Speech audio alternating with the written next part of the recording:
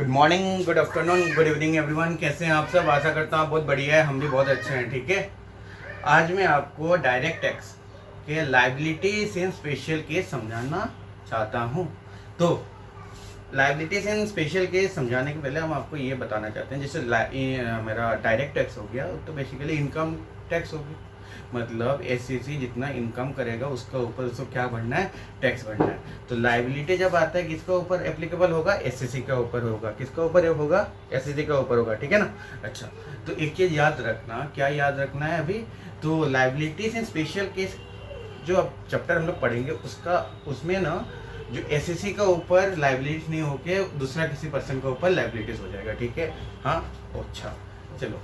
तो हम जैसे आप लोग देख सकते हैं इधर सेक्शन 159 में ये बोला गया है कि लीगल रिप्रेजेंटेटिव।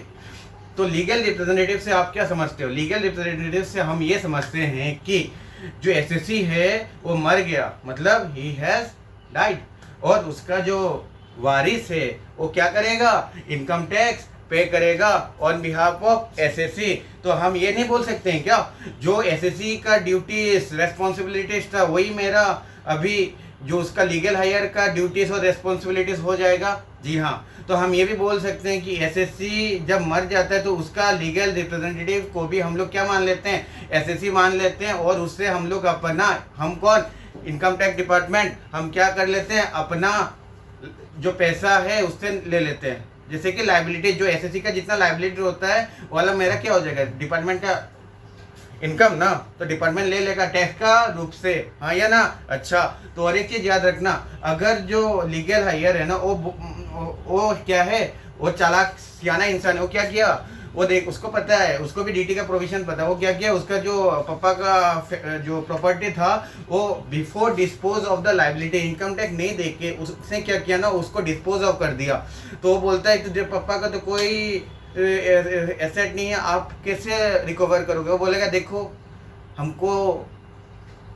हमसे चीटिंग मत करो बेटा, हमको पता है तुम डिस्पोज किया है, हम लोग को लायबिलिटीज पे नहीं किया और तुम डिस्पोज कर दिया, तो हम लोग मानेंगे तुमको ही पे करना पड़ेगा, तुम्हारा ऊपर पर्सनल लायबिलिटी ठोक देंगे। ठीक है, हाँ या ना? अच्छा, अगर एसएससी का बिहाफ में कोई क्या चल रहा है पता है? असेसमेंट चल रहा है। तो असेसमेंट का रिजल्ट आते आते अगर एसएससी गुजर जाता है तो एसएससी का जो लीगल हायर है वो क्या करेगा? वो पे करके चलेगा। हाँ या ना? ठीक है। अच्छा, और एक चीज याद रखना, जैसे कि जो प्रॉपर्टी जितना है ना, लीगल हायर उस प्रॉपर्टी से जितना निकलता है उतना का वो लायबल है, उससे ज्यादा वो लायबल नहीं है। ठीक है। अच्छा, और एक चीज याद रखना, और क्या याद रखना है? जैसे कि अच्छा हाँ, ये वाला वो क्या किया है ना, कौन? एसएससी ऐसा कर्मकांड किया है जो उसको जेल होता, ठीक है, प्रोसिक्यूशन होता, पर वो बेचारा उस समय टपक गया। तो भैया वो एसएससी का लीगल हायर को पकड़ के जेल में ठोक देंगे? हो सकता है क्या? नहीं। तो इसका अर्थ ये वो निकल गया, कंक्लूजन ये निकल गया कि एसएससी का रोल एंड रेस्पॉन्सिबिलिटी जो है लीगल हायर के ऊपर तो बाउंड है, पर लीगल हायर के ऊपर उतना तक बाउंड है जितना उसका एसएससी का एसेट होल्ड करता है। अच्छा, मतलब लीगल हायर अपना प्रॉपर्टी से कुछ नहीं देगा, नहीं देगा। और एक चीज क्या, अगर एसएससी वैसा कर्मकांड करता है जिससे उसको पेनल्टी का प्रोविजन लागू हो जाता है, पेनल्टी तो लगता है प्लस जेल का भी प्रोविजन लग जाता है प्रोसिक्यूशन का, तो उस समय लीगल हायर को ना प्रोसिक्यूशन नहीं होगा। प्रोसिक्यूशन होगा क्या? नहीं होगा। और क्या, प्रोसिक्यूशन तो नहीं होगा पर पेनल्टी देना पड़ेगा क्या? हाँ, पेनल्टी देना पड़ेगा। अच्छा, उसके बाद आ गया क्या? रिप्रेजेंटेटिव एसएससी, मतलब ये वाला खत्म। हाँ, तो रिप्रेजेंटेटिव एसएससी मतलब क्या? जैसे कि नाम से पता चलता है, लीगल रिप्रेजेंटेटिव मतलब उसका वारिस, रिप्रेजेंटेटिव मतलब लीगल तो लिखा नहीं है, मतलब कोई भी बंदा हो सकता है। हाँ, हो सकता है। जैसे कि ऐसा ना हो, सपोज एक छोटा बच्चा है, माइनर चाइल्ड है, उसका अगर पेरेंट्स मर जाते हैं तो उसका ग्रैंड पेरेंट्स या उसका मामा मामी अगर उसका केयर करता है तो वो लोग उसका क्या हो जाएगा? रिप्रेजेंटेटिव एसएससी हो जाएगा। ठीक है। अच्छा, जैसे कि और एक चीज़ हम बताते हैं, जैसे कि कोई पागल इंसान है तो उस केस में भी उसका गार्जियन क्या हो जाएगा? लीगल तो नहीं होगा, रिप्रेजेंटेटिव एसएससी बन जाएगा। सेक्शन 160 में बोला गया है।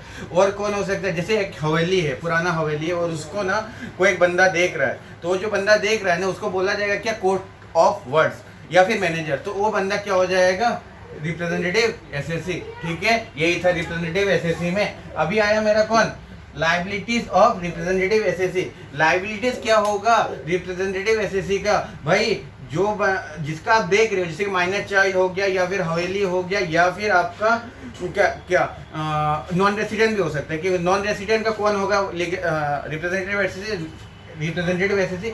नॉन रेसिडेंट का रिप्रेजेंटेटिव एसएससी होगा आपका कौन, जिसको वो एजेंट जिसको उसने क्या किया, इंडिया में नियुक्त कर दिया है, ठीक है, मतलब डीम्ड भी आप बोल सकते हो क्या, हाँ डीम भी आ जाएगा उसमें। अच्छा, और एक चीज याद रखना, ट्रस्टी हो सकता है, ट्रस्टी भी हो सकता है, ठीक है, representative assessee in case of non resident, हाँ ये ना।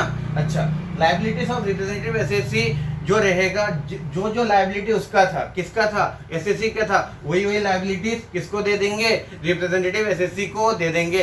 पर ऐसा लाइबिलिटी जो पहले टैक्स हो चुका है, कहाँ टैक्स हो चुका है, रिप्रेजेंटेटिव एसएससी का केस में, तो बेटा याद रखना, तो जब वो बंदा जो गार्जियन जब वो अपना इनकम कंप्यूट करेगा, तो वो वाला इनकम जो जिसका ऊपर उसने रिप्रेजेंटेटिव एसएससी के हिसाब से टैक्स भर दिया है, उस इनकम पे वो टैक्स नहीं भरेगा, हाँ ये ना बेटा, चलो ठीक है, ठीक है। तो अच्छा, उसके बाद आ गया क्या, राइट्स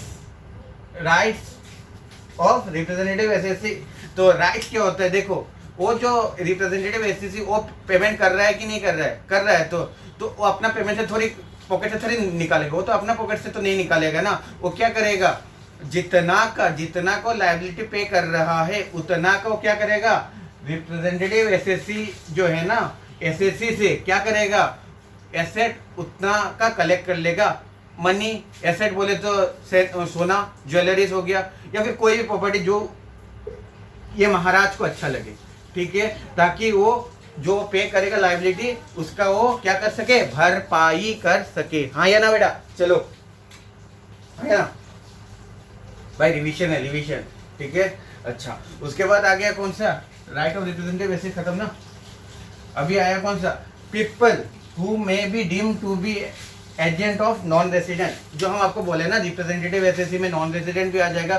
तो अच्छा, किसे हम लोग मान लें, बोलो किसे हम लोग मान ले, वो नॉन रेसिडेंट का क्या होगा, रिप्रेजेंटेटिव होगा। अगर कोई बंदा जो कि नॉन रेसिडेंट के बिहाफ पे काम कर रहा है, मतलब एम्प्लॉई, हाँ या ना, उसके बाद हम उधर भी बोले थे, क्या बोले थे, ट्रस्टी, हाँ या ना। अच्छा, या फिर कोई भी बंदा जो बिजनेस कनेक्शन में इन्वॉल्व है, किसके बिहाफ पे, नॉन रेसिडेंट के बिहाफ पे, या फिर इनकम जनरेट कर रहा है, कौन जनरेट कर रहा है बेटा, नॉन रेसिडेंट जनरेट कर रहा है, डायरेक्टली या फिर इनडायरेक्टली, ठीक है। अच्छा, कहाँ से, इंडिया से। तो जो बंदा से वो कर रहा है ना क्या, इनकम जनरेट, वो बंदा को हम लोग क्या मान लेंगे, बोलो बेटा, people deemed to be an agent, हाँ या ना, ठीक है ना, चलेगा, ओके। उसके बाद आ गया सेक्शन 168, क्या बोलता है, लायबिलिटीज ऑफ लीगल एग्जीक्यूटर या फिर हम बोल सकते हैं administrator in case of that of SSC. तो लीगल एडमिनिस्ट्रेटर कब बनेगा, पहला क्वेश्चन, हाँ या ना, लीगल एडमिनिस्ट्रेटर तभी बनेगा कब, जब, सुनो बेटा, जब जो एसएससी है मरने का पहले, मरा नहीं है बेटा, हुआ है कहाँ, डेथ बेड पे, और एक बंदा को बोल दिया बेटा सुनो, मतलब उसका चौकीदार जो था, बोला आई बिलीव यू, तू मेरा सुख दुख में साथ था, ये नालायक लोग, ढोकलो लोग, मेरा मदद, मेरे को देखा भी नहीं, तू तो मेरे को सब कुछ किया रे, सुन मैं तेरे को लीगल एग्जीक्यूटर या एडमिनिस्ट्रेटर नियुक्त करता हूँ, ठीक है।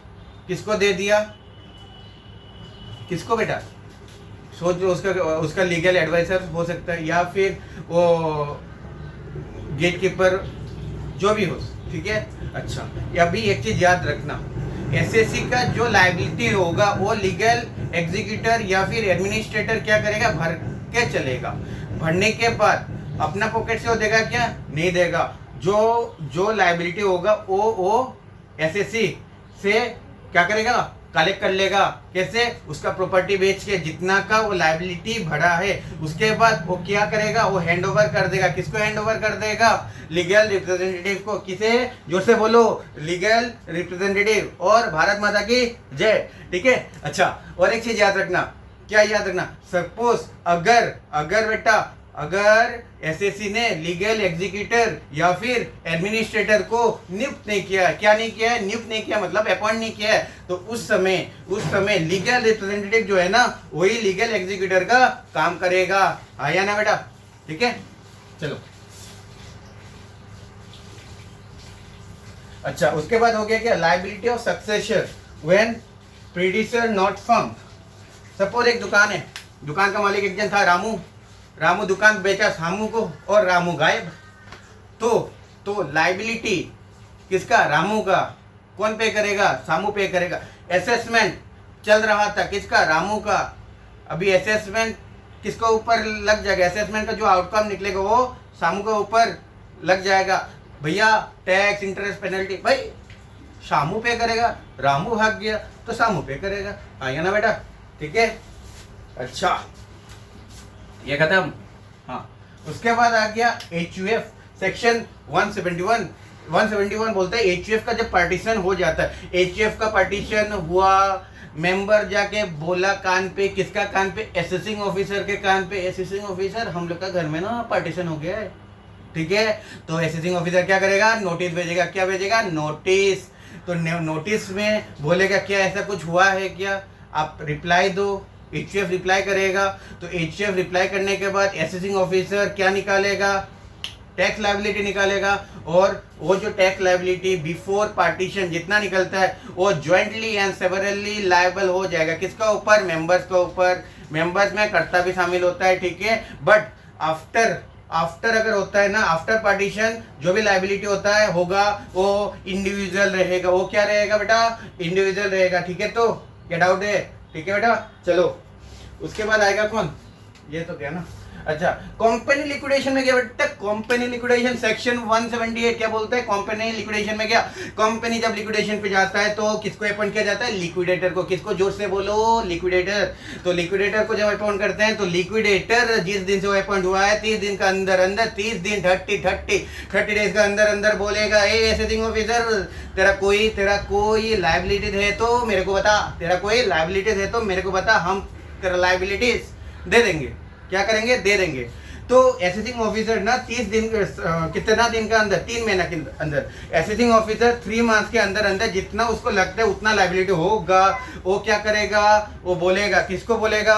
कंपनी लिक्विडेटर को बोलेगा। क्या बोलेगा? हे कंपनी लिक्विडेटर, मेरा इतना का लायबिलिटी होता है, मेरा लायबिलिटी को तो अलग से रखियो। अगर तू ना रखियो तो हम तेरा ऊपर पर्सनल लायबिलिटी ठोक देंगे। क्या करेंगे? ठोक देंगे। क्या ठोकेंगे? Personal liability. हाँ या ना? कौन लायबल हो जाएगा फिर? Company liquidator. तो कंपनी लिक्विडेटर को जब मिलता है क्या? चिट्ठी। किससे? असेसिंग ऑफिसर से। क्या चिट्ठी में क्या लिखा हुआ रहता है? चिट्ठी में ये लिखा हुआ रहता है कि मेरा इतना लायबिलिटी बनता है, तब जाके कंपनी लिक्विडेटर उतना का वो हटा के रहेगा। अगर वो फेल कर जाता है तो उसका ऊपर तो क्या लगेगा? एक तो उसको पर्सनली लायबल कर देंगे, उसका ऊपर उसका ऊपर इंप्रिजन में भी लग सकता है बेटा। कितना? 6 महीना से लेके 2 साल तक। 6 महीना से लेके 2 साल तक। अगर 3 महीना के अंदर अगर असेसिंग ऑफिसर कोई रिप्लाई नहीं करता है तो कंपनी लिक्विडेटर क्या मानेगा? तो कंपनी लिक्विडेटर ये मानेगा कि कोई भी लायबिलिटी नहीं है। तो उसके बाद अगर बेच देता है और 3 महीने के बाद अगर असेसिंग ऑफिसर मुंह उठा के आ जाता है तो बोलेगा, ए बजो। ठीक है बेटा, चलो। उसके बाद प्राइवेट कंपनी का केस में क्या होता है? अगर प्राइवेट कंपनी है और प्राइवेट कंपनी डिसॉल्व हो गया है, ठीक है, और लायबिलिटी का पेमेंट नहीं हुआ है, तो उस केस में क्या होगा बेटा? तो उस केस में हम लोग डायरेक्टर जो है ना, डायरेक्टर को बोलेंगे, डायरेक्टर तुम लोग पे करो, ठीक है। पर अगर उधर से 3-4 डायरेक्टर थे, अगर एक डायरेक्टर ने उठ के बोला, आके हमको क्लैरिफिकेशन दिया और हमको भी प्रूव हुआ कि उसका एंड से कोई ग्रॉसली नेग्लिजेंट हुआ नहीं है, तो उस केस में बेटा उस डायरेक्टर को हम लोग लायबल नहीं कराएंगे और बाकी जो डायरेक्टर बच गए ना वो लोग को हम लोग क्या करेंगे? ज्वाइंटली लायबल करवा देंगे। दैट्स इट फॉर टुडे बेटा। Hope you enjoyed the video. और आपका ये भी खत्म, ठीक है। चलो, आशा करता हूँ आपको वीडियो अच्छा लगेगा। अगर अच्छा लगता है तो लाइक शेयर करो और सब्सक्राइब करो बेटा। चलो, दैट्स इट।